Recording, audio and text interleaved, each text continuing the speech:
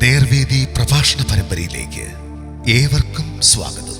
സുവിശേഷകൻ കുഞ്ഞുമോൻ തോട്ടപ്പള്ളി ഇപ്പോൾ നിങ്ങളുമായി ദൈവവചനം പങ്കുവെക്കുന്നു. ശ്രദ്ധിച്ചാലും.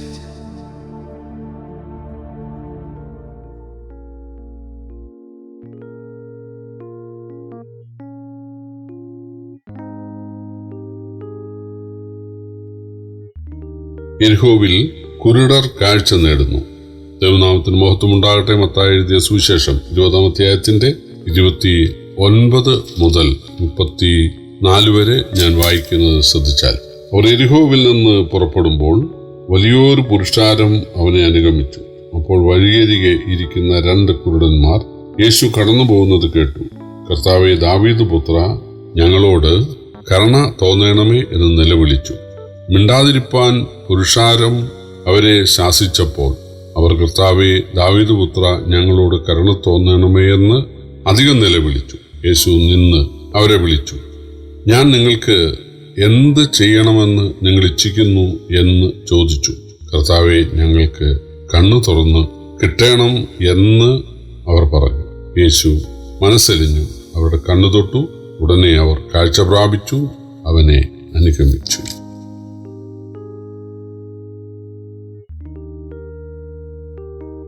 കർത്താവായ യേശുക്രിസ്തു യെരിഹോവിൽ നിന്ന് പുറപ്പെടുകയാണ്. യെരിഹോവിൽ എത്തിയ സമയത്ത് നമുക്കറിയാം, സക്കായി എന്ന ചുങ്കക്കാരൻ പാപമോചനം പ്രാപിച്ചു. അത് ലൂക്കോസിന്റെ സുവിശേഷം എഴുതിയിട്ടുണ്ട്. എന്നാൽ ഈ മത്തായിയുടെ സുവിശേഷത്തിൽ എഴുതിയിട്ടുള്ളത് അവിടുത്തെ കുരുടർക്ക് കാഴ്ച ലഭിച്ച കാര്യമാണ്. വലിയ പുരുഷാരം യേശുവിനെ അനുഗമിക്കുകയാണ്. ആ സമയത്ത് കുരുടന്മാർ ചോദിച്ചു കാണും ആളുകളോട്, എന്താണ് ഈ ആരവം, ഈ ശബ്ദം? അപ്പോൾ ജനങ്ങൾ പറഞ്ഞു കാണും, നസ്രയനായ യേശു കടന്നു പോകുന്നു. ഇവര് നസ്രയനായ യേശുവെ എന്നല്ല വിളിക്കുന്നത്, കർത്താവേ, ദാവീദ് പുത്ര, ഞങ്ങളോട് കരുണയുണ്ടാകണം. അവരത് ആവർത്തിച്ച് വിളിക്കുകയാണ്, കർത്താവേ, ദാവീദ് പുത്ര. കർത്താവ് എന്ന് ഉള്ള ആ വാക്ക് ഗ്രീക്കിൽ കൂറിയോസ് എന്നാണ്. അതിന് തത്തുല്യമായ എബ്രായ വാക്ക് യഹോവ എന്നാണ്. യഹോവയ്ക്കാണ് കർത്താവ് അല്ലെങ്കിൽ കൂറിയോസ് എന്ന് തർജ്ജമ ചെയ്യുന്നത്. അപ്പോൾ അവര് യഹോവ എന്നാണ് വിളിക്കുന്നത്. അതായത് പഴയ നിയമത്തിൽ യഹോവ എന്ന് എഴുതിയിട്ടുള്ളത് യേശുവിൻ്റെ കാര്യമാണ്.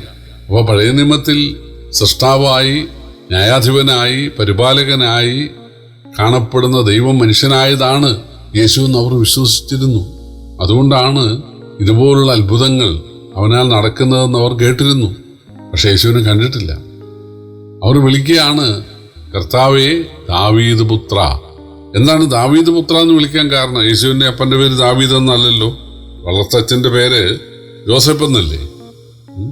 പലരും അവനെ യോസേപ്പിന്റെ പുത്രൻ എന്ന് വിളിച്ചിട്ടുണ്ട്. പക്ഷെ ഇവര് വിളിച്ചത് ദാവീദ് പുത്ര എന്നാണ്. എന്താണ് കാരണം? ഈ യഹൂദന്മാരായ കുഷ്ഠരോഗികള് ബൈബിള് വായിച്ചു കേട്ടിട്ടുണ്ട്. ഒരുപക്ഷെ അവർക്ക് ജന്മനാ അവർ കുരുടരല്ലായിരുന്നെങ്കിൽ ചെറുപ്പത്തിൽ അവര് ബൈബിള് വായിച്ചിട്ടുണ്ട്, കാഴ്ചയുള്ള സമയത്ത് വായിച്ചിട്ടുണ്ട്. അപ്പോൾ യെശയ്യാ പ്രവചനം 11-ാം അധ്യായത്തിൽ എഴുതിയിട്ടുള്ളത്, എന്നാൽ ഇശായിയുടെ കുറ്റിയിൽ നിന്നൊരു വേര് പൊട്ടി പുറപ്പെടും, അവന്റെ വേരുകളിൽ നിന്ന് ഒരു കൊമ്പ് ഫലം കായ്ക്കും, അവന്റെ മേൽ യഹോവയുടെ ആത്മാവ് ആവസിക്കും. അപ്പോ ഇശായി എന്ന് പറഞ്ഞ ദാവീദിന്റെ അപ്പന്റെ പേരാണ്. അപ്പൊ ഇശായിയുടെ കുറ്റിയിൽ നിന്നും എന്ന് പറഞ്ഞാൽ ഇശായിയുടെ മകനായ ദാവീദ് അല്ലെങ്കിൽ ദാവീദിന്റെ കുറ്റിയിൽ നിന്ന്, ദാവീദിന്റെ വംശത്തിൽ ഒരാള് മശീഹയായിട്ട് വരും. അതാണ് ഈ യെശയ്യാവ് 11-ലുള്ളത്. യെശയ്യാവ് 35-ൽ അങ്ങനെ ദാവീദിന്റെ വംശത്തിലൂടെ ദൈവം മനുഷ്യനായി വരുന്നയാൾ ചെയ്യുന്ന കാര്യം എഴുതിയിട്ടുണ്ട്. ഞാനിത് വായിക്കാം. 1 മുതൽ. മരുഭൂമിയും വരണ്ട നിലവും ആനന്ദിക്കും, നിർജ്ജന പ്രദേശം ഉല്ലസിച്ച് പനിനീർ പുഷ്പം പോലെ പൂക്കും. അത് മനോഹരമായി പൂത്ത് ഉല്ലാസത്തോടെ ഘോഷത്തോടെ ഉല്ലസിക്കും. ലബാനോന്റെ മഹത്വവും കർമ്മേലിന്റെ ശാരോന്റെ ശോഭയും അതിന് കൊടുക്കപ്പെടും. യഹോവയുടെ മഹത്വവും നമ്മുടെ ദൈവത്തിന്റെ തേജസ്സും കാണും. തളർന്ന കൈകളെ ബലപ്പെടുത്തുവീൻ, കുഴഞ്ഞ മുഴങ്കാലുകളെ ഉറപ്പിപ്പീൻ, മനോഭീതി ഉള്ളവരോട് ധൈര്യപ്പെടുവീൻ, ഭയപ്പെടേണ്ട, ഇതാ നിങ്ങളുടെ ദൈവം, പ്രതികാരവും ദൈവത്തിന്റെ പ്രതിഫലവും വരുന്നു, അവൻ വന്ന് നിങ്ങളെ രക്ഷിക്കും എന്ന് പറവീൻ. അന്ന് കുരുടന്മാരുടെ കണ്ണ് തുറന്നുവരും, ചെകിടന്മാരുടെ ചെവി അടഞ്ഞിരിക്കയില്ല. അന്ന് മുടന്തൻ മാനിനെ പോലെ ചാടും, ഊമന്റെ നാവ് ഉല്ലസിച്ചു ഘോഷിക്കും. അപ്പോ ഇശായിയുടെ മകനായ ദാവീദിന്റെ വംശത്തിൽ നിന്ന് ഒരാള് മശിഹയായി വരുന്ന കാലത്ത് കുരുടന്മാരുടെ കണ്ണു തുറക്കും, ചെകിടന്മാരുടെ ചെവി തുറക്കും, മുടന്തൻ മാനിനെ പോലെ തുള്ളിച്ചാടും. ഇതൊക്കെ ഇവർ വായിച്ചിട്ടുണ്ട്. ഇല്ലെങ്കിൽ ആളുകൾ ഇവരോട് പറഞ്ഞിട്ടുണ്ട്. വേദപുസ്തകത്തിലെ യെശയ്യാവിന്റെ പുസ്തകത്തിൽ ദൈവം മനുഷ്യനാകുന്ന കാലത്ത് കുരുടന്മാർക്ക് കാഴ്ച ഉണ്ടാകും എന്ന് ഒരു പ്രവചനമുണ്ട് എന്ന് പറഞ്ഞിട്ടുണ്ട്. ആ പ്രവചനം അവർ വിശ്വസിച്ചു. ദൈവം മനുഷ്യനാകും, അന്ന് ഞങ്ങൾക്ക് കാഴ്ച കിട്ടും എന്നവർ വിശ്വസിച്ചു. അപ്പോൾ യേശുവിനാൽ നടക്കുന്ന അത്ഭുതങ്ങളെക്കുറിച്ച് അവര് പലരിൽ നിന്ന് കേട്ടതിന്റെ അടിസ്ഥാനത്തിൽ അവര് വിശ്വസിച്ചു, യേശുവാണ് ദാവീദ് പുത്രൻ, മശിഹ, യഹോവ മനുഷ്യനായതാണ്. പക്ഷെ അവർക്ക് യേശു ആയിരിക്കുന്ന സ്ഥലത്ത് ഗലീലയിലെ പ്രദേശങ്ങളിൽ ഒന്നും പോകാനുള്ള സാധ്യത അവർക്കില്ല. പക്ഷേ അവരുടെ മനോഭാവം, രക്ഷിക്കപ്പെടാനുള്ള അവരുടെ ഹൃദയവാഞ്ഛ, യേശുവിലുള്ള അവരുടെ വിശ്വാസം മനസ്സിലാക്കിയ യേശു അവരുടെ അടുത്തേക്ക് വരികയാണ്. നമുക്കറിയാം, ഇതേ യെരിഹോവിൽ 2 ദൂതന്മാർ യോശുവ അയച്ച, ദേശം ഉറ്റുനോക്കാൻ അയച്ച 2 ദൂതന്മാർ ചെന്നു. ദൈവരെ നയിച്ചത് യഹോവയെ വിശ്വസിക്കുന്ന രാഹാബ് എന്ന വേശ്യയുടെ വീട്ടിലേക്കാണ്. അവള് ധൈര്യത്തോടെ അവരെ 2 പേരെയും സ്വീകരിച്ചു.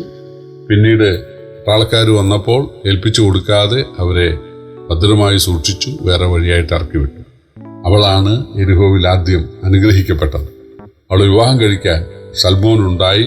സൽമോനിൽ നിന്ന് ബോവസ് ഉണ്ടാകാൻ ഇടയായി. ബോവസ് യേശുവിന്റെ വംശാവലിയിലെ ആളാണ്. ഇവിടെ ഈ കുരുടന്മാരുടെ കാര്യം അങ്ങനെ തന്നെ. അവര് ദൈവം മനുഷ്യനായതാണ് യേശു എന്ന് അവര് വിശ്വസിച്ചിരുന്നു. കേട്ടതിന്റെ അടിസ്ഥാനത്തിൽ വിശ്വസിച്ചിരുന്നു. യേശു തങ്ങളുടെ അടുക്ക വന്നെങ്കിലെന്ന് അവർ ആശിച്ചു. യേശു വന്നു. രക്ഷയ്ക്കായി കാംക്ഷിക്കുന്നവന് ഞാൻ അതിലാക്കും എന്ന് ആ സങ്കീർത്തനം പറഞ്ഞല്ലോ. അതാണ് ഇവിടെ സംഭവിച്ചത്. യേശു ചോദിച്ചു, ഞാൻ എന്ത് ചെയ്യണം? കർത്താവ്, ഞങ്ങൾക്ക് കാഴ്ച കിട്ടുന്നു. യേശു തൊട്ടിട്ട് പറഞ്ഞു, കാഴ്ച പ്രാപിക്കാം. കാഴ്ച പ്രാപിച്ചു. പക്ഷെ അവര് തങ്ങളുടെ വീട്ടുകാരെ, അപ്പനെയും അമ്മയും അല്ലെ സഹോദരങ്ങളെയും കാണാൻ വേണ്ടി വീട്ടിലേക്ക് ഓടിയില്ല, അല്ലെങ്കിൽ പള്ളിയിലച്ഛനെ കാണാൻ വേണ്ടി അവർ ഓടിയില്ല. ദൈവം മനുഷ്യനായ യേശു ആണ്, ദൈവം മനുഷ്യനായതാണ് യേശു എന്ന വിശ്വാസം ഏറ്റു പറഞ്ഞ് അവര് എല്ലാവരെക്കാളും യേശുവിനെ സ്നേഹിച്ചു.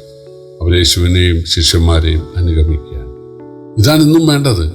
ചില ആളുകൾക്ക് സ്വർഗം കിട്ടിയാൽ മതി, ആത്മരക്ഷ കിട്ടിയാൽ മതി. അവർക്ക് യേശുവിനെ അനുസരിച്ചുകൊണ്ട് സ്നാനപ്പെട്ട് സഭയോട് ചേർന്ന് യേശുവിന്റെ ശിഷ്യരായി യേശുവിന്റെ സാക്ഷ്യം വഹിച്ച് യേശുവാണ് ദൈവമെന്ന് മറ്റുള്ളവരോട് പറഞ്ഞ് മറ്റു കുടുംബങ്ങളും രക്ഷിക്കപ്പെടട്ടെ, അവർ ആത്മഹത്യയിൽ നിന്ന്, മദ്യപാനത്തിൽ നിന്നൊക്കെ വിടുതലുണ്ടാകട്ടെ, ആ കുടുംബങ്ങളിൽ അനുഗ്രഹം ഉണ്ടാകട്ടെ. അതൊന്നും അവർക്ക് വിഷയമല്ല. എനിക്ക് സ്വർഗത്തിൽ പോകണം, അതുകൊണ്ട് ഞാൻ യേശുവിനെ വിശ്വസിക്കാം, വേറൊന്നുമില്ല. യേശുവിന് അങ്ങനെയുള്ളവരെ വേണ്ട. യേശുവിന് തൻ്റെ ശിഷ്യരായി ജീവിക്കാൻ മനസ്സുള്ളവരെ മതി. യേശു ദൈവമാണ്, ദൈവത്തിൻ്റെ മനുഷ്യാവതാരമാണെന്ന് വിശ്വസിക്കുന്നെങ്കിൽ അതിനുവേണ്ടി, ആ വിശ്വാസത്തിന് വേണ്ടി വില കൊടുക്കാൻ മനസ്സുള്ളവരെ മതി യേശുവിന്. യേശു ദൈവത്തിൻ്റെ മനുഷ്യാവതാരമാണെന്ന് ഈ കുരുടന്മാർ വിശ്വസിച്ചു. അവർ ഒരുപക്ഷെ ഭിക്ഷക്കാരായിരിക്കാം, വിശ്വസിച്ചു. അവരത് ഏറ്റുപറഞ്ഞു. കർത്താവ് കാഴ്ച നൽകി. അവരുടെ വിശ്വാസം സത്യസന്ധമായിരുന്നു എന്ന് അവർ ജീവിതം കൊണ്ട് തെളിയിച്ചു. അവർ യേശുവിനെ വിട്ടുപോയില്ല. തീർച്ചയായിട്ടും അത് വലിയ സാക്ഷ്യമാണ്. അവർക്ക് പറയാൻ പറ്റും, അല്ലെങ്കിൽ മറ്റുള്ളവർക്ക് പറയാൻ പറ്റും, ഇവർ 2 പേർ കുരുടരായിരുന്നു, യേശു സൗഖ്യം നൽകിയതാണ്. അത് വലിയ ഇമ്പാക്റ്റ് ഉണ്ടാക്കും. കർത്താവ് ദൈവമാണെങ്കിൽ അവനെ വിശ്വസിച്ച് രക്ഷിക്കപ്പെട്ട ആളുകൾ അവനു വേണ്ടി ജീവിക്കണം, അവന്റെ സാക്ഷികളാകണം. ലജ്ജ കൂടാതെ യേശുവാണ് ദൈവം എന്ന് പറയുന്നവരാകണം. അങ്ങനെയുള്ളവരെയാണ് യേശു ആഗ്രഹിക്കുന്നത്. യേശുവിൻ്റെ അന്ത്യനിയോഗം നിങ്ങൾ പുറപ്പെട്ട് എൻ്റെ എല്ലായിടത്തും പ്രസംഗിച്ച ആളുകളെ എൻ്റെ വിശ്വാസികളാക്കാനല്ല, എല്ലാവരും എൻ്റെ ശിഷ്യരാക്കുക. ഞാൻ കൽപ്പിച്ചതെല്ലാം പ്രമാണിക്കുന്ന ശിഷ്യരായിട്ട് അവർ തീരണം. ഇതാണ് യേശുവിൻ്റെ അന്ത്യനിയോഗം. അതാണ് ഈ കുരുടർ ചെയ്തത്. നല്ല മാതൃക.